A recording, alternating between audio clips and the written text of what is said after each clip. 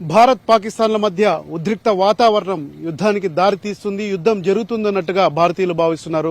మరొక వైపు భారత్ పాకిస్తాన్ల మధ్య జరుగుతున్నటువంటి ఈ యొక్క బీభత్సమైనటువంటి వాతావరణం ఎలా ఉందన్న దానికి సంబంధించి ఎన్టీవీ రాజస్థాన్లోని జైసల్మేర్ నుంచి లాంగేవాలా వరకు కూడా పూర్తి స్థాయిలో కవరేజ్ చేస్తుంది.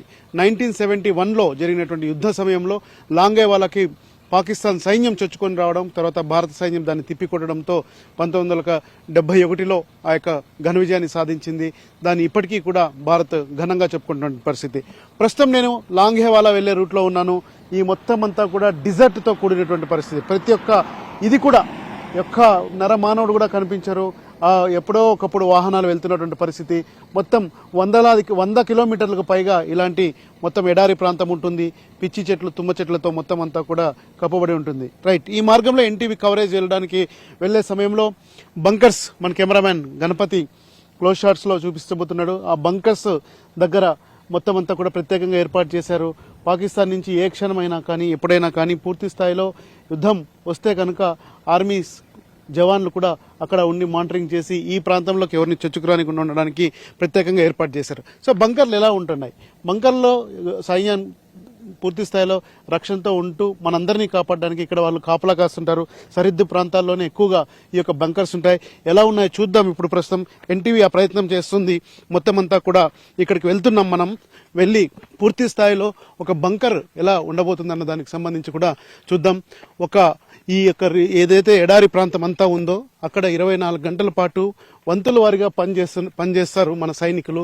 వారికి ఉన్నటువంటి విధి నిర్వహణ అనే దానికన్నా దేశ సమైక్యత కోసం, దేశాన్ని కాపాడడం కోసం మొత్తం అంతా కూడా వారు చేస్తారు. అలాగే బంకర్స్ ఎలా ఉన్నాయి ఇదిగో చూడండి. పూర్తి స్థాయిలో జాగ్రత్తలు తీసుకుంటూ ఎవరైనా చొచ్చుకొచ్చినా కానీ దీంట్లోనే పూర్తిగా చిక్కుకుపోయేలాగా ఇలాంటి ఐరన్ ఓర్కు సంబంధించినట్టు కూడా పెట్టడం జరిగింది.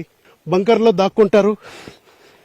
దగ్గరగా ఉండి నిఘా వేసి శత్రువుల యొక్క మూమెంట్స్ని తెలుసుకుంటారు. ఇక్కడ పూర్తిగా మనం చూడొచ్చు. పైకి వెళ్ళాలంటే ప్రయాసతో కూడుకున్నటువంటి పని. మొత్తం అంతా కూడా చూద్దాం.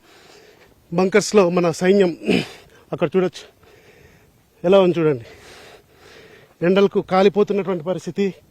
ఈ ఎండల్లో దేశం కోసం బంకర్లలో మొత్తం భారత ఆర్మీ సంబంధించినటువంటి దళాలన్నీ కూడా ఉంటాయి.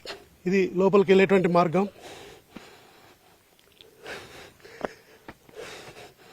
ఆయాసం వస్తుంది.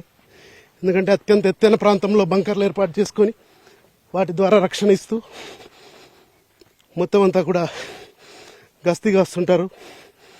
చూడొచ్చు ఆ చిన్న ప్రాంతాల్లో మన కెమెరామ్యాన్ గణపతి చూపిస్తున్నాడు. ఈ బంకర్స్ ఏవైతే ఉన్నాయో ఈ బంకర్స్లోనే సైనికులంతా కూడా ఉండి గస్తీ కాస్తూ మన దేశాన్ని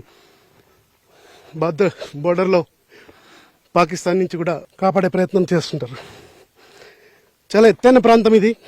ఈ సెక్టర్లో ఇలా బంకర్లు ఏర్పాటు చేసుకొని సెక్యూర్డ్గా ఇలాంటి చిన్నది దాదాపు 5 అడుగుల పొడవు కూడా లేదు, వెడల్పు తక్కువ ఉంది. కేవలం దీంట్లో నుంచి మాత్రమే వస్తూ పోతూ వాళ్ళు దేశానికి సేవ చేస్తుంటారు. ప్రస్తుతం వాతావరణం చాలా భయానకంగా ఉండడంతో ఇక్కడ ఉన్నటువంటి దళాలన్నింటినీ కూడా బార్డర్కి తరలించినటువంటి పరిస్థితి. ఎన్టీవీ కవర్ చేస్తుంది ఇక్కడ మొత్తం అంతా. సో ఇలా బంకర్స్లో భారత సైన్యం యొక్క పరిస్థితి ఎలా ఉందన్న దానికి సంబంధించి. అలాగే అది బార్డర్లో మొత్తం అంతా ఈ దాదాపు మనం చూస్తే చాలా వ్యూ షాట్లో ఉంటుంది. ఆ వ్యూ అంతా చూస్తే ఎంత దూరంలో ఉన్నా కానీ శత్రువుని కొట్టేంత వీలుగా బంకర్లు ఏర్పాటు చేసుకుంటారు.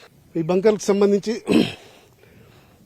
పూర్తిగా ఎన్టీవీ లాంగేవాలా దగ్గర కూడా వెళ్తుంది. అక్కడ యుద్ధ వాతావరణానికి సంబంధించి ఎలా ఉండేది, గతంలో ఆ విజయం ఎలా వచ్చిందన్న దానికి కూడా ఎన్టీవీ చెప్పే ప్రయత్నం చేస్తుంది.